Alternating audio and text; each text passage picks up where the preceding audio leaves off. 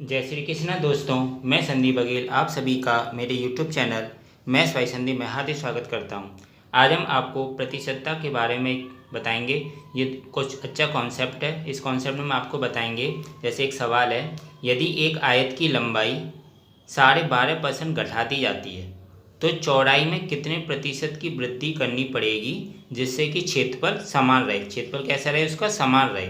और इसमें क्या कर रहा है, आयत की लंबाई कितनी घटा रहा है, 12.5%। तो सबसे पहले हम जानते हैं आयत का क्षेत्रफल क्या होता है, लंबाई गुना चौड़ाई। और यहाँ पर कितनी परसेंटेज घटा रहा है, 12.5%। तो जो 12.5% को फ्रैक्शन में चेंज कर लेंगे तो 12.5% का फ्रैक्शन कितना हो जाएगा, 1/8 होता है। हम जानते हैं क्षेत्रफल बराबर होता है लंबाई गुना चौड़ाई, तो L/B बराबर क्षेत्रफल होता है। अब इसमें पहले हम लेंगे कौन सा, बिफोर वाला लेंगे। जैसे उसकी लंबाई थी, बिफोर और नाउ पे चलेंगे। जैसे उसकी पहले लंबाई कितनी थी, 12.5% घटा दी जाती है। और 12.5% को क्या बोलते हैं, 1/8 होता है फ्रैक्शन। तो एक तरह से हम बोल सकते हैं 8 का जो 12.5% है वो कितना है, 1 है। 8 का जो 12.5% है वो 1 है। तो 8 से 1 कम हो गई, तो 8 से कितनी होगी उसकी लंबाई, 8 से 7 हो गई। कितनी होगी उसकी लंबाई, 8 से 7, क्योंकि 12.5% घटाइए और 12.5% का फ्रैक्शन क्या होता है, 1/8। और 8 का 12.5% कितना है, 1। तो 8 से कितनी होगी, 7 हो गई।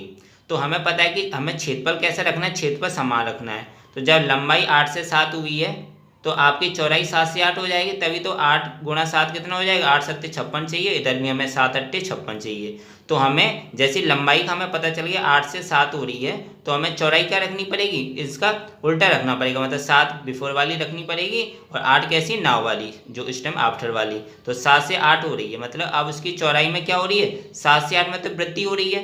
तो कितने की वृद्धि हो रही है, 1 की वृद्धि हो रही है।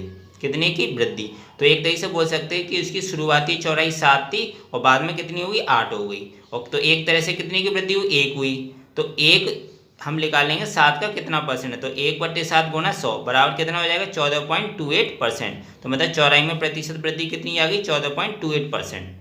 तो इस तरह के सवालों में क्या होगा कि एक घटेगा तो दूसरे को उतना बढ़ाना पड़ेगा जिससे कि वो इक्वल रहे, क्षेत्रफल समान रहे, जो भी कुछ है।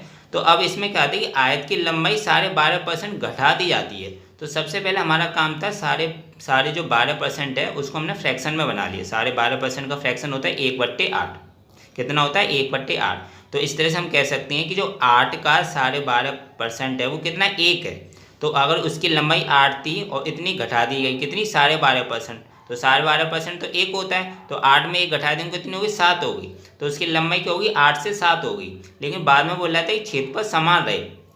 जब लंबाई आपने बिफोर वाली 8 ली और नाव वाली 7 ली, तो फिर उसको चौड़ाई को उसका उल्टा ले लेंगे। तो चौड़ाई को क्या ले लेंगे, शुरुआत वाली मतलब पहले वाली 7 ले लेंगे और अब जो नाव वाली है वर्तमान वाली कितनी ले लेंगे, 8। तो 7 से 8 अब इधर वृद्धि हो रही है। ध्यान देना, एक में कमी होगी तो दूसरे में वृद्धि करनी पड़ेगी, क्योंकि हमें क्षेत्रफल समान रखना था। अगर देखो क्षेत्रफल बिल्कुल समान है, 8 का 7 में गुना करो, 8 7 56 आ रहा है। इधर 7 का 8 में गुना करो तो भी 7 8 56, तो क्षेत्रफल तो समान है। तो मतलब हम चौड़ाई को 7 और 8 ले सकते हैं, मतलब 7 से 8 ले सकते हैं। तो चौड़ाई 7 से 8 हुई, तो कितनी बड़ी, एक बड़ी। एक तो हमारा जो वृद्धि हुई है वो 1/7 का कितना परसेंट है, तो चौड़ाई में प्रतिशत वृद्धि क्या हो जाएगी, 1/7 गुना 100। तो ये कितना हो जाएगा, 14.28%। तो ये तो हो गया आयत वाली लंबाई चौड़ाई वाला सवाल। अब इसी कॉन्सेप्ट का दूसरा सवाल देखो, जो कि किसमें है, व्यय मूल्य और खपत वाले में। जैसे कि क्वेश्चन है, चावल का मूल्य 20% बढ़ा दिया जाता है। ध्यान देना, चावल का जो मूल्य है वो कितना बढ़ा रहा है, 20% बढ़ा रहा है। तो सबसे पहले जो 20% है इसका क्या करेंगे हम, इसका हम निकालेंगे फ्रैक्शन। क्या निकालेंगे हम, इसका फ्रैक्शन। तो 20% का फ्रैक्शन कितना होता है, 1/5। 20% का फ्रैक्शन कितना होता है, 1/5। अब वो बोल रहा है कि चावल का मूल्य 20% बढ़ा दिया जाता है, तो खपत में कितने प्रतिशत की कमी की जाए कि जिससे कि कुल व्यय कैसा रहे, समान रहे। जो आपका खर्चा है वो कैसा रहना चाहिए, समान रहना चाहिए। और हमें पता है कि व्यय बराबर क्या होता है, मूल्य गुणा खपत। तो मूल्य गुणा खपत बराबर व्यय। तो पहले हम मूल्य का ले लेंगे फिर खपत का डाटा, क्योंकि मूल्य का हमें दिया डाटा, मूल्य क्या दिया, उसका 20% बढ़ा दिया जाता है। तो पहले 20% का फ्रैक्शन क्या होगा, 1/5। तो एक तरह से हम बोल सकते हैं 5 का जो 20% है वो 1 है। तो 5 से कितना बढ़ रहा है मूल्य, 5 से 1 जोड़ दिया तो 5 से कितना हो रहा है, 6 हो रहा है। तो उसका जो मूल्य था पहले 5 था और अब कितना हो गया, 6 हो गया।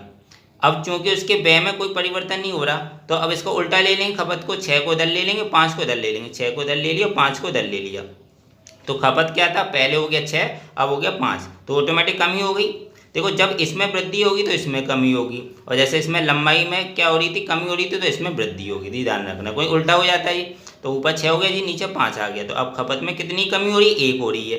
तो एक तरह से 6 का कितना परसेंट है, तो 1/6 गुणा 100 बराबर कितना आ जाएगा, 16.66%। तो खपत में प्रतिशत कमी क्या हो जाएगी, 1/6 गुणा 100 बराबर 16.66%। और यहाँ पर देखो वृद्धि हो रही थी किसमें, इसमें आपकी चौड़ाई में वृद्धि हो रही थी, तो 7 से 8 हो रहा, तो कितनी की वृद्धि होती है, तो 1। तो 1 7 का कितना परसेंट है, तो 1/7 लिखा।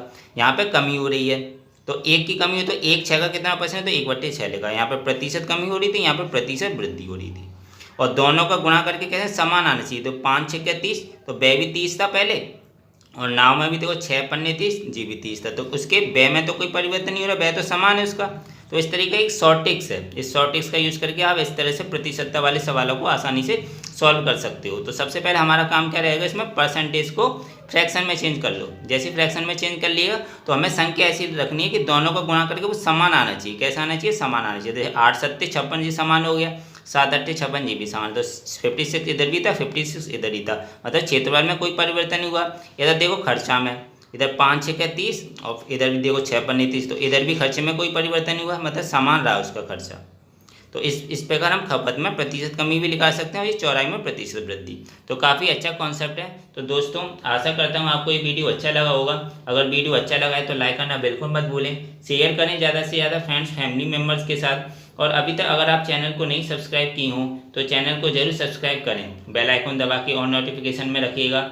इससे क्या होगा कि जब भी मैं वीडियो डालूंगा आपको उस वीडियो का नोटिफिकेशन मिल जाया करेगा, और आप उस वीडियो को देख लिया करेंगे। मिलता हूँ नेक्स्ट वीडियो में दोस्तों, थैंक यू सो मच।